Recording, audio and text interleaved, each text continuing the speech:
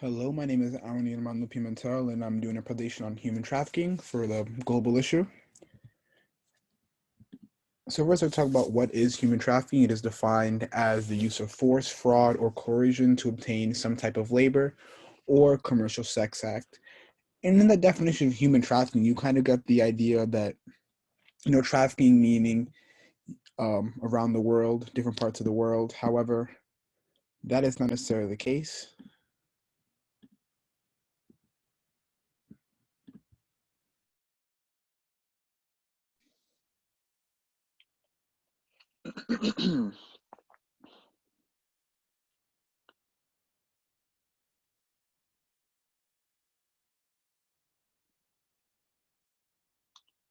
Hello, my name is Arnie Armando Pimentel, and my presentation for a global issue is on human trafficking.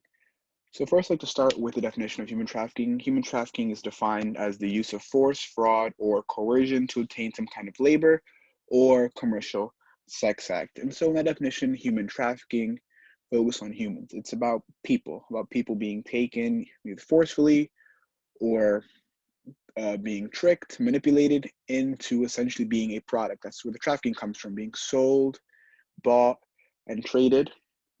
And in the term trafficking, there comes the idea that it happens across different countries, across different communities, across the world. However, from a report from the United Nations Office on Drugs and Crime, which is where I'll be pulling most information from, you find that most exploitation takes place close to home. Their data shows that interregional, as in from different parts of the same country, and domestic trafficking are the major forms of trafficking of people. So next, why is human trafficking what I consider to be a global issue?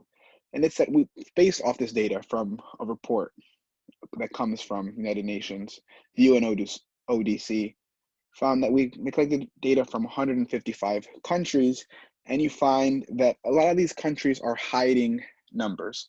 So first you have the issue of the millions of men, women, and children that are being sold, bought, and traded around the world. It also comes from the fact that governments are trying to hide these numbers from the United Nations. This issue is at such a large scale, and it's not just the issue itself, but also comes from the countries not wanting to admit the truth about their numbers, from investigations that come up with dead ends, because this is such an important issue, such a cruel and tragic thing that can happen to a person to be bought or sold into human trafficking.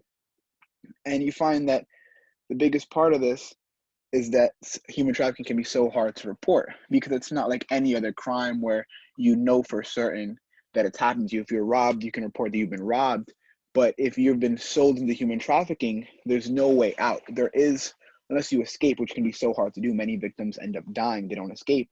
So much harder to go out and talk that it happened to you, or your family members not knowing what happened to you. People report missing, end up being sold into human trafficking. And so the next slide, we have the who does the issue impact? And it's that anyone can be a victim of human trafficking, regardless of race or gender or physique or age. Anyone at any time is a potential victim. You have that 2.4 million have been trafficked into forced labor worldwide. And you find that according to the report from the United Nations, it's that the most common form of human trafficking, which makes up 79% of the number, is sexual exploitation. And the victims of sexual exploitation are predominantly women and girls. And 30% of the countries that actually provide information on the traffickers, women make up the largest proportion of traffickers. So it's often that women are trafficking other women into human trafficking. And women and children make up the majority of human trafficking victims, but of course it can happen to men in the same way. And the second most common form of human trafficking is forced labor, which makes about 18%. Although this number is hard to see as concrete, as it's kind of hard to detect and less frequently reported than trafficking for sexual exploitation, as sometimes you can't really see if it is forced labor or this forced labor is happening in a way that is hidden and cannot be reported. And worldwide, almost 20% of all trafficking victims are children. However, in some parts of Africa, according to the Mekong region, children are the majority. Up to 100% in some parts of West Africa, children are the victims of human trafficking. Um, If we have why does this happen? And so with human trafficking, it's done mostly for money or for the sexual exploitation, for the favors. And the victims, they usually do not tend to survive their encounters to be able to report what happens to them. It's a vicious cycle where they are sold and bought or forced into one person, injected with drugs, and then they die. And if it's a missing person, sometimes the families never know what happens to them. And the worst part about this whole issue is that, from the report from the United Nations, it's that they don't really have the depth from countries that are like obstructing information that they can't.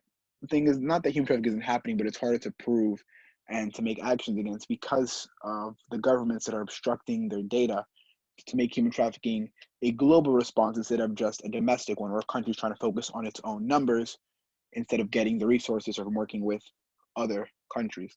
And so now what is being done to combat the issue? Well, there have been a number of different legislations passed in the United States to make it easier to prosecute human traffickers, legislation passed to protect the victims of human trafficking. So much is being done in that sense, but the most important thing needs to be done is education. So people understand that human trafficking is a real threat, and for people to understand how to avoid it.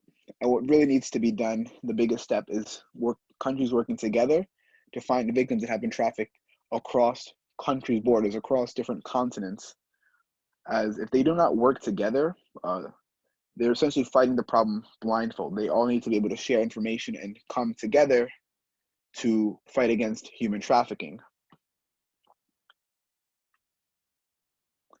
And so here are the works that were cited in the report of against human trafficking. Have information from the federal government, United States. You have information from the UN, more information from the UN, information from ICE, and there's a presentation about what is human trafficking.